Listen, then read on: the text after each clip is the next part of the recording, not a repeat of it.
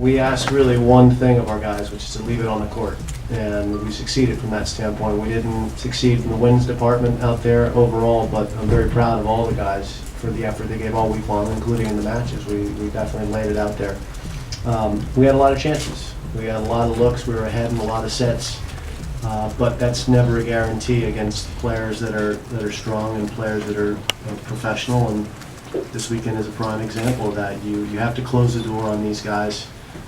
It's disappointing from that standpoint for Marty and for Andy and for me and for Bob and Mike, but it's part of the game. You have to win the last two in every set. And we can go on and on with the cliches, but you saw what I saw, and we had a lot of chances and just didn't do it. How difficult is it that they just seem to have like 3 A-teams that they can just mix up and everything because of the depth that they have? Well, I think we have great depth as well with John and with Sam. Unfortunately, Sam's injured, and Marty kept us alive last year down in Columbia. We wouldn't be in the World Group without him. So we've got a lot of options, a lot of weapons at our disposal as well. But Spain is probably the deepest nation out there right now in men's tennis, and yeah, that's a great advantage to have, no question about it. Marty, just your thoughts on the intensity and the level of competition of this match today. The crowd was incredible. It was just, I had so much fun all weekend playing. I badly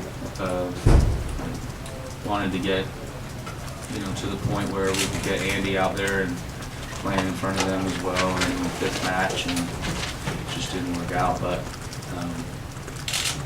as far as the weekend's gone, the crowd's been incredible. We've had an absolute blast here, and it was a lot of fun to play.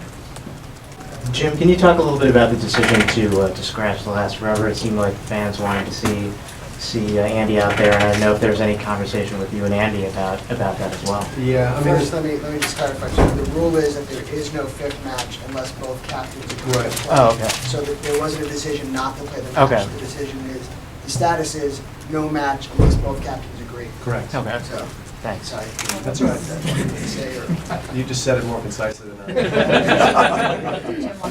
But did Andy want to play it? Did you guys talk about I think that? Andy has a history of not liking to play those matches. I think if you ask most players, the dead rubber is a little outdated for professional tennis.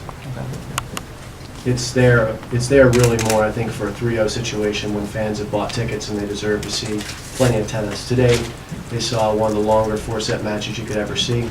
Plenty of theatrics, plenty of intensity. I think that it would be a huge letdown if 2 guys went out there to play after that for an exhibition. Okay. So, in fairness, I think it was the right decision for both teams. Okay. Our guys were prepared. We came in, we had a lot of chances. Let's tip our hats to the Spanish team and wish them well for the semifinals. And we'll look ahead to next year and be ready to go. But it's been a great ride for me, just in the 2. A lot of learning. I think I'll be a better captain for these guys in the future. Marty and I think, got better and better over the weekend with our communication, and that'll pay dividends for us down the road. Marty, did you and Andy have any kind of conversations today? Was there anyone like a feverishly imploring you to get the ball in his hands? Or did professionals not talk that way? I kind of told him, that was the goal. That's obviously the goal. And that's the hardest part for me is, knowing how much he wanted it to be here and, in Austin, and to not deliver and let him, take that last match. It would have been a great ending for the tie here and playing in front of his home fans. And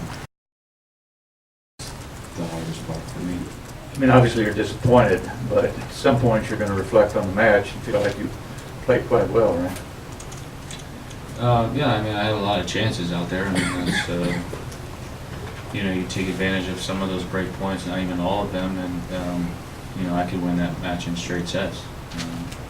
But it's not how it works. So, that's I mean, obviously I'll look back and remember, the crowd and the week, and this is one of the loudest Davis Cup I've ever been a part of, so I'll certainly remember that.